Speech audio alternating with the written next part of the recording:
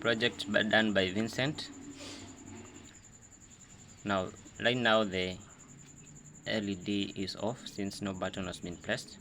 Then we can try and press the first button and see what will happen. The LED is on. When you press the first button like that, the LED is on.